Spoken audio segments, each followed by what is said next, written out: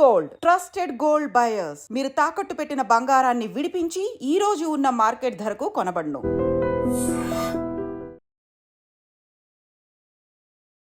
నమస్కారం, welcome to I dream. ధర్మ మార్గం విత్ విజిత కార్యక్రమానికి స్వాగతం.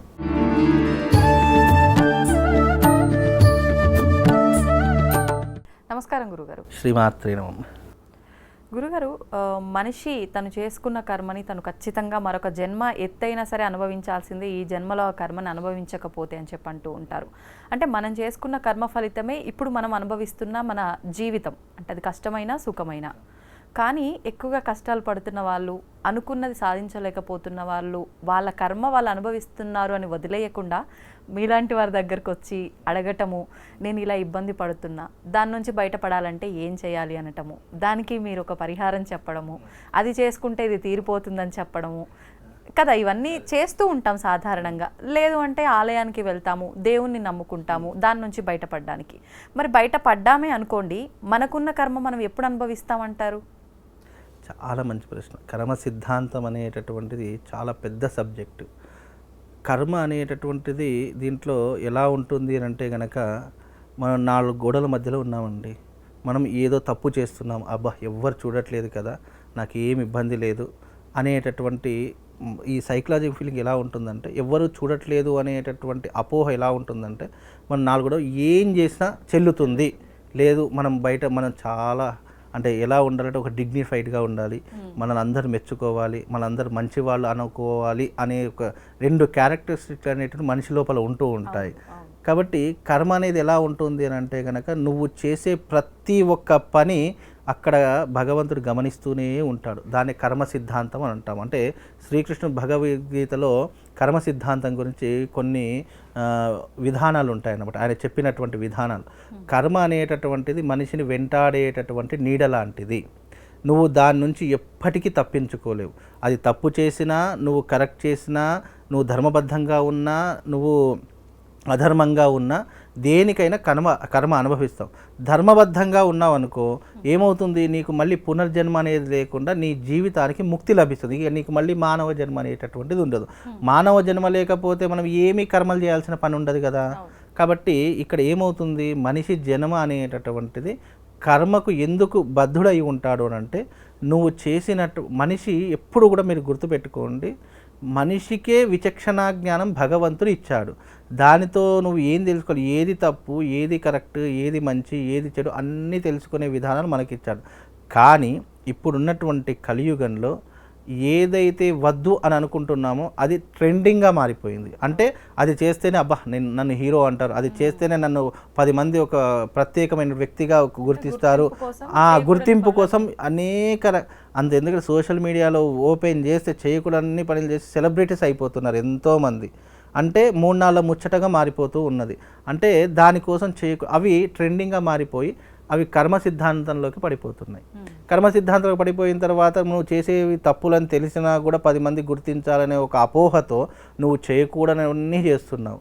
అన్నీ చేసిన తర్వాత కర్మ ఎలా వెంటాడకుండా ఉంటుంది? 100% వెంటాడుతుంది. కాబట్టి కర్మ సిద్ధాంతం అనేటటువంటిది ఎలా ఉంటుందంటే, నువ్వు చేసిన తప్పుకి శిక్ష ఉంది, నువ్వు చేసిన మంచికి కూడా నీకు దానికి మంచి పరిహారం అనేటటువంటి కూడా నీ జీవితంలో ఉంటుంది. అంటే నువ్వు చేసిన మంచికి నీకు భగవంతుడు ఏ స్థానంలో ఉంచాడో ఆ స్థానంలో ఉంచుతాడు. నువ్వు చేసిన తప్పులకు నీకు ఎంత శిక్ష విధించాలో అంత శిక్ష తప్పకుండా విధిస్తాడు. చాలామంది ఏమంటారంటే, ఎప్పుడో పోయిన జన్మలో చేసిన కర్మ ఇప్పుడు అనుభవిస్తామా గురుగారు, ఎప్పుడు మాకు తెలియదు, మేము ఏం చేసామో కూడా మాకు తెలియనటువంటి వారికి కర్మ ఎలా అనుభవిస్తామంటే, నీకు తెలిసినా తెలియకపోయినా భగవంతుడికి అన్నీ తెలుసు కదా. ఆయన కనురెప్పపాటు కాలము కొన్ని కోట్ల సంవత్సరాలు ఉంటాయి. అంటే దేవి భాగవతంలో, దేవి పురాణంలో ఒక పద్ధతి ఉంటుందంట. అమ్మవారి యొక్క ఆయుర్దాయము ఎవరు కూడా లెక్కించలేరు. కాకపోతే ఆమె ఆయుర్దాయాన్ని ఎలా లెక్కించారంటే, అమ్మవారు కళ్ళు మూసి ఇలా తెరిచే లోపల కొన్ని కోట్ల సంవత్సరాలు గడిచిపోతాయంట. అంటే రెప్పపాటు కాలంలో లక్షల కోట్ల సంవత్సరాలు గడిచిపోతాయట. అంటే అమ్మవారు ఒక్కసారి కళ్ళు మూసి తెరిస్తే కొన్ని కోట్ల సంవత్సరాలు గడిచిపోతాయంటే, భగవంతుడు నువ్వు చేసిన ఎన్ని జన్మల పాపాలు నీ చుట్టూ తిరుగుతున్నాయని చెప్పి ఆయన లెక్క వేసుకుంటాడు. కాబట్టి కర్మ ఫలితం అనేది ఎలా ఉంటుందంటే, తప్పకుండా నువ్వు చేసినటువంటి పనికి నువ్వు కర్మ అనుభవిస్తావు.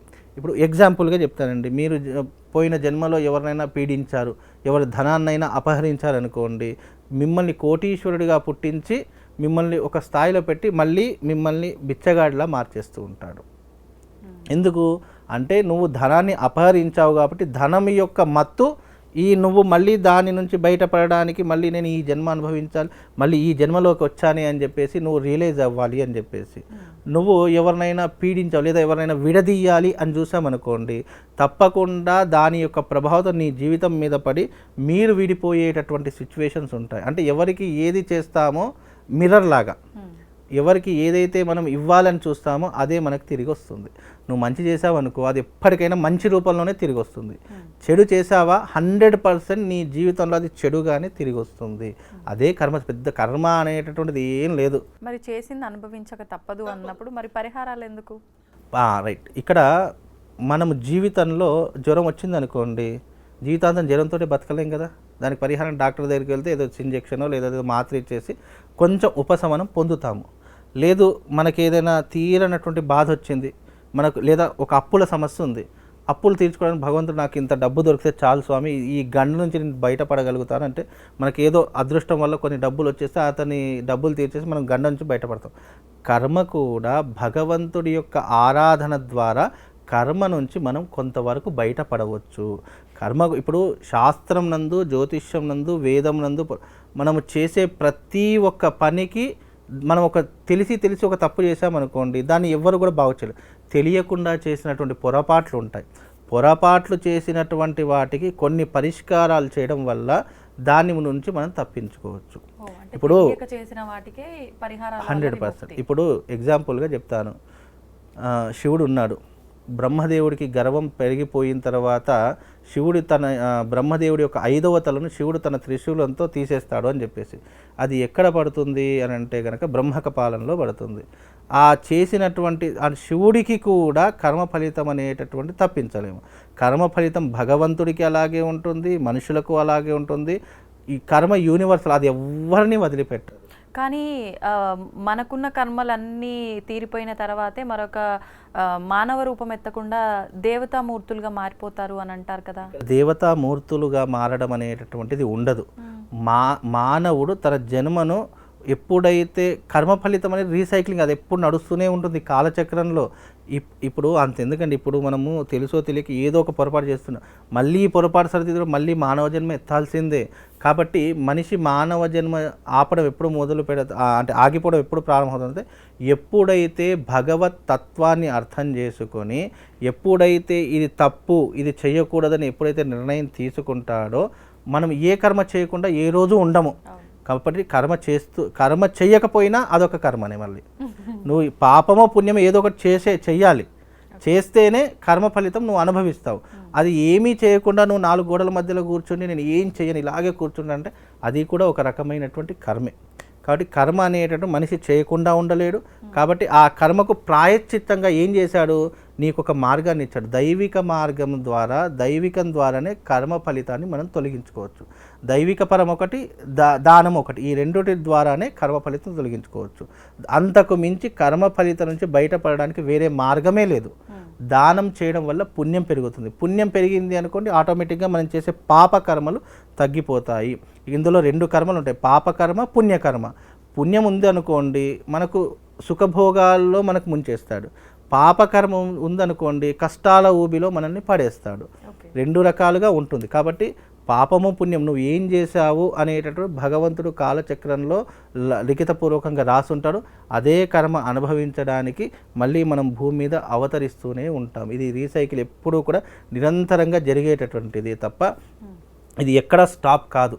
100% మనం ఈ జన్మలో ఇప్పుడు ఏదైనా తప్పు చేసామనుకోండి, ఈ జన్మ ఇక్కడికి తీరిపోయింది, మరొక జన్మ ఎత్తితే ఈ జన్మలో చేసుకున్న కర్మంతా ఆ జన్మలోనే తీర్చుకోగలుగుతామా, లేదంటే మళ్ళీ జన్మలు ఎత్తాల్సి వస్తుందంట? నీ యొక్క ఆయు ప్రమాణంలో నువ్వు ఎంతవరకు చేయగలుగుతావో అంతవరకు భగవంతుడు నీకు అవకాశం ఇస్తాడు.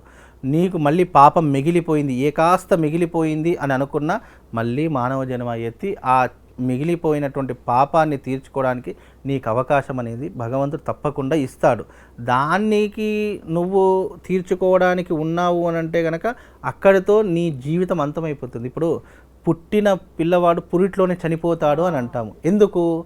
అతను పుట్టడమే కర్మ, మళ్ళీ వెంటనే చనిపోతాడు. బికాజ్ అంటే నువ్వు చేసిన కర్మ కొంతవరకు ఉంది కాబట్టి నువ్వు పుట్టి చనిపోవడమే నీ జీవితంలో చేసిన కర్మ, మళ్ళీ నీ జీవితానికి ఇక పుట్టుక అనేటటువంటిది ఉండదు. నువ్వు చేసుకున్న కర్మ ఎంత పెద్దదిగా ఉంటే నీ ఆయు ప్రమాణం అంతగా ఉంటుంది జీవితంలో. అందుకే చాలామంది వాడుకలు అంటాడు, అబ్బా చెడ్డవాడే 100 సంవత్సరాలు బ్రతుకుతాడు నాయన, మంచివాడు తొందరగా పోతాడని ఎందుకు అంటారు అంటే, మంచివాడు మీన్స్ ఏంటి, అతడు చేసుకున్నటువంటి ప్రారబ్ధ కర్మ ఏదైతే ఉంటుందో ఆ ప్రారబ్ధ కర్మ ముగిసిపోయింది, దాంతో నీ జీవితం అంతమైపోయింది. ఇక మళ్ళీ అతనికి పుట్టుక అనేటటువంటి ఉండదు, చావు ఉండదు, ఇక అతనికి ఏమీ ఉండదు. అంటే ముక్తి అంట. ముక్తి అంటే ఏంటి? పుట్టుక ఉండదు, చావు ఉండదు, ఇక భగవంతుల్లో లీనమైపోవడం. దేవతల మూర్తులుగా మారరు, భగవంతుల్లో లీనమైపోతూ ఉంటాము. కాబట్టి ఎప్పుడైనా కర్మ సిద్ధాంతం అనేటటువంటి నువ్వు చేసిన కర్మ తప్పకుండా అనుభవిస్తావు, అది ఎలాంటిదైనా సరే. అది భగవంతుడి నిర్ణయం. ఇప్పుడు ఏ కర్మకు ఎలాంటి ఫలితం ఉంటుంది అనేటటువంటిది భగవంతుడే నిర్ణయిస్తాడు. ఎందుకంటే నువ్వు చేసిన తప్పులు ఏంటో నాకు తెలియదు, కాబట్టి ఆ తప్పులకు నీకు ఎలాంటి కర్మనివ్వాలి అనేటటువంటి భగవంతుడి చేతిలో ఉంటుంది. కర్మ సిద్ధాంతం అనేటటువంటి పోగొట్టుకోవడానికి మనకు మార్గం ఇచ్చారు తప్ప అది ఏ రకమైనటువంటి విధానం అనేది భగవంతుడు తెలియజేస్తాడు. కాబట్టి దానము చేయడం వల్ల పాపకర్మ తగ్గిపోతుంది. అందుకే ఊరికే పంతులు దానం చేయమని చెప్తారు, అది ఇది అని చెప్తారు. ఎందుకు? దానము ద్వారానే పుణ్యం అనేటటువంటిది పెరుగుతుంది. అలాగే దైవిక మార్గం ద్వారా భగవంతుణ్ణి 10 సార్లు మనం ఆరాధించడం వల్ల, నిత్యము అతన్ని పూజించడం వల్ల మనకు మైండ్ సెట్ అనేది దైవిక పరంగా మారిపోతుంది. మనం ఏదైనా చెడు చేద్దాం అనుకున్నా కూడా చేయలేము. ఇప్పుడు ఎగ్జాంపుల్గా 365 రోజులు మాంసం తినే వ్యక్తి ఒక మాల వేసుకుంటే 41 రోజు మానేస్తాడు. ఎందుకు అంటే అతని మైండ్ సెట్లో, అబ్బా భగవంతుడి యొక్క తత్వాన్ని నేను అలవాటు చేసుకున్నాను, నేను భగవంతుని మాల వేసుకున్నాను కాబట్టి ఎంత కష్టమైనా నేను 41 రోజు మానేయాలి. అంటే ఆ 41 రోజుల్లో అతనికి ఏమనిపిస్తుంది అని అంటే కనుక, అబ్బా భగవంతుడు నా జీవితాన్ని మార్చాడు, నేను సత్ప్రవర్తనతో ఉండాలి అనే ఒక మైండ్ సెట్ అతని దాంట్లో వచ్చేస్తుంది. ఎందుకు వస్తుంది అంటే, ఎప్పుడైతే భగవంతుని మనం ఓన్ చేసుకోవడం ప్రారంభిస్తే అప్పుడు తప్పు అస్సలు చేయమండి. అది ఎప్పుడైనా రాసి పెట్టుకోండి. అందుకే భగవంతుని ఓన్ చేసుకోవాలి, భగవంతుని దగ్గర రోజు వెళ్ళాలి, గుడులకు వెళ్ళాలి, దేవాలయాలకు వెళ్ళాలి, పుణ్యక్షేత్రాలకు వెళ్ళాలని ఎందుకు చెప్తాము అంటే, అక్కడ వెళ్ళినప్పుడల్లా మన మైండ్ సెట్ మారిపోతుంది. పాజిటివ్నెస్ అనేటటువంటిది మన ఓన్ బాడీలో ఇంకిపోతుంది. అప్పుడు నెగిటివ్ అనేటటువంటిది మన దగ్గరికి రాదు. అందుకే చిన్నప్పటి నుంచి ఒక పిల్లవాడిని నువ్వు ఎలా పెంచితే అలా పెరుగుతాడు. ఒక పిల్లవాడిని నువ్వు సత్ప్రవర్తనతో పెరిగావు అనుకో, అతను రేపు తప్పు చేయమన్నా చేయడు. అలాగే నువ్వు ఒక పిల్లని గాలికి వదిలేసావు అనుకో, అతను చేసేటవన్నీ అవే గాలి పనులు ఉంటాయి. అందుకే కర్మ సిద్ధాంతం అనేటటువంటి పెద్ద సబ్జెక్టు. ఇప్పుడు మనం జన్మ తీసుకుందే కర్మని తొలగించుకోవడం కోసము. అయితే మళ్ళీ కర్మ తొలగించుకోవడానికి మనం జన్మ తీసుకున్నాము, కానీ కొత్తగా మళ్ళీ ఒక తల్లి కడుపులో పుడతాము, ఒక అన్నో తమ్ముడో తండ్రి, మళ్ళీ బంధాలు, బంధుత్వాలు ఇవన్నీ మళ్ళీ ఏర్పడుతున్నాయి కదా. వీటిలో ఒక మమకారము, అన్ని విలువలు ప్రతి ఒక్కటి ఇంకా పెంచుకొని ఇంకొక కర్మను పెంచుకుంటున్నామే తప్ప అది మంచిగా అయినా చెడుగా అయినా మనం తగ్గించుకునే అవకాశం ఎక్కడుందంటారు? ఈ కుటుంబ వ్యవస్థని ఎలా క్రియేట్ చేస్తారంటారు? మన కర్మను బట్టేనా వీళ్ళంతా కూడా ఎలా ఉంటుంది? ఇక్కడ కర్మ అంటే అర్థం ఏంటి అంటే కనుక మీకు ఇంతకుముందు చెప్పా, పాపకర్మ అంటే దుష్కర్మలు ఏవైతే ఉన్నాయో అవి చెయ్యకూడదు అని శాస్త్ర నియమము. ఇక్కడ వివాహం అనేటటువంటిది నీ జీవితంలో ఒక భాగం, సంతానం అనేటటువంటిది నీ జీవితంలో ఒక భాగము, అలాగే పోషణ అనేటటువంటిది నీ జీవితంలో ఒక భాగం. మనిషి జీవితంలో ఉండవలసినటువంటి ఏవైతే కొన్ని విధానాలు ఉంటాయో అవి తప్పకుండా పాటించి ఆ తర్వాత ధర్మపాలన చేస్తేనే మనిషి యొక్క జీవితం సార్థకత అయినట్టు అని శాస్త్రము. పూర్వకాలంలో మునులు కూడా పెళ్ళిళ్ళు చేసుకున్నారు, ఋషులు కూడా పెళ్ళిళ్ళు చేసుకున్నారు, కానీ ధర్మబద్ధంగా తపశ్శక్తితో వాళ్ళు తమ యొక్క కర్తవ్యాన్ని నెరవేర్చారు కాబట్టి వాళ్ళు సత్పురుషులు అయ్యారు. మనిషి జీవితంలో కూడా అంతే, మనిషి పెళ్లి చేసుకోవచ్చు, పిల్లల్ని కనవచ్చు, సంసారంలో ఏదొచ్చు, అన్నీ చేయవచ్చు, కానీ దానితో పాటు ధర్మాచరణ, ఏది మంచి ఏది చెడు అని నీకు విచక్షణ జ్ఞానం ఇచ్చారు కదా. మంచి చేసావనుకో అది నీకు పుణ్యకర్మగా మారుతుంది, పాపం చేసావనుకో దుష్కర్మగా మారి మళ్ళీ దాన్ని ప్రాయశ్చిత్తం చేసుకోవడానికి నువ్వు మళ్ళీ జన్మ ఎత్తాల్సిందే కదా. ఇక్కడ మనిషి జన్మ ఎత్తావు అని అంటే నువ్వు ఏదో ఒక కర్మ చేసుకుంటూ వెళ్ళాలి. దానికి భగవంతుడు ఎలాంటి రూపాన్ని ఇస్తాడనేటటువంటిది అది భగవంతుడి చేతిలో ఉంటుంది. ఈ ఈ జన్మలో మీరు ఆడవాళ్ళుగా ఉంటారు, మళ్ళీ వచ్చే జన్మలో ఏ రకంగా పుడతారో ఎవరికి గ్యారంటీ లేదు కదా. కాబట్టి ఇవన్నీ ప్రాక్టికల్గా ఆలోచిస్తే ఏమవుతుందంటే మనిషి యొక్క కర్మ సిద్ధాంతం ఎలా రూపాంతరం చెందుతుంది అనేటటువంటిది ఎవ్వరు గుర్తించలేరు. There is a God. ఆ భగవంతుడే దీనికి రూపకల్పన చేసేవాడు. మనం చేసుకున్న కర్మను బట్టి ఆడగా జన్మించాలో మగగా జన్మించాలో కూడా డిసైడ్ చేయబడుతుంది. 100%. ప్రతిసారి ఇప్పుడు స్త్రీలింగం పురుషలింగం అనేటటువంటి భగవంతుడు ఏ రూపాన్ని ఇస్తాడో తెలియదు. భగవంతుడు అందుకే భగవంతుడికి ఆకారం లేదు అని అంటారు. భగవంతుడు స్త్రీ కాదు, పురుషుడు కాదు, నపుంసకుడు కాదు. భగవంతుడు ఒక పరమ అంటే నిరాకార రూపము, ఒక జ్యోతి స్వరూపం అని చెప్తాము. జ్యోతికి రూపం ఉండదు, ఏముండదు. అంటే మనిషి యొక్క జీవితానికి కూడా అంతే. మనిషి ఈ రోజున ఒక శరీరం కావాలి అని అంటే నువ్వు స్త్రీగా పుట్టాలా పురుషుడిగా పుట్టాలా, అది భగవంతుడి ఆధీనంలో ఉంటుంది. కాబట్టి కర్మ సిద్ధాంతంలో నువ్వు చేసిన కర్మకు ప్రాయశ్చిత్తము కర్మ తప్పకుండా అనుభవిస్తావు అనేటటువంటిదే కర్మ సిద్ధాంతంలోని గొప్పనైనటువంటి తత్వము. అది నువ్వు తప్పించుకోవడానికి చేస్తావా లేదా దాన్ని ఇంకా పెంచుకోవడానికి చేస్తావా, నీ చేతిలో ఉన్నటువంటి విధానము. ఇప్పుడు ఒక మనిషి పుడతాడండి, పుట్టుకతోనే మంచివాడు చెడ్డవాడని ఏమీ ఉండదు. అతడు చేసేటటువంటి పనుల ద్వారా, అతడు ఆచరించే విధానాల ద్వారా మంచివాడ చెడ్డవాడని ఎలాగైతే గుర్తిస్తామో భగవంతుడు కూడా అలాగే గుర్తిస్తాడు. పుట్టుకతోనే ఎవడు చెడ్డవాడు కాదు, ఎవడూ మంచివాడు కాదు. వారి యొక్క ప్రవర్తనను బట్టి ఈ వ్యక్తి మంచివాడ చెడ్డవాడని ఎలాగైతే గుర్తిస్తామో అలాగే భగవంతుడు తాను చేసే కర్మల ద్వారా ఈతనికి ఎలాంటి కర్మలు చేస్తే ఎలాంటి అవకాశాలు ఇవ్వాలని భగవంతుడు నిర్ణయిస్తాడు. కాబట్టి దీని యొక్క విధానం చాలా పెద్దదిగా ఉంటుంది. ఎప్పటికైనా మీరు అన్నట్టుగా కర్మ ఫలితం అనుభవిస్తాం. అది నేనైనా మీరైనా చిట్ట చివరి భగవంతుడైనా సరే, మంచి చేస్తే నీకు మంచి కర్మనే ఉంటూ ఉంటాయి, చెడు చేసావా నీకు జీవితాంతం చెడ్డ కర్మలే ఉంటూ ఉంటాయి. చెడ్డ కర్మ అంటే కోపం, ఆవేశము, హత్యలు చేయడము, మానభంగాలు చేయడము, లేదంటే ఎదుటి వాళ్ళ యొక్క డబ్బుని దోచుకోవడము, పైశాచికత్వము, ఇవన్నీ ఉంటూనే ఉంటాయి. మనిషిలో కూడా 2 గుణాలు ఉంటాయి.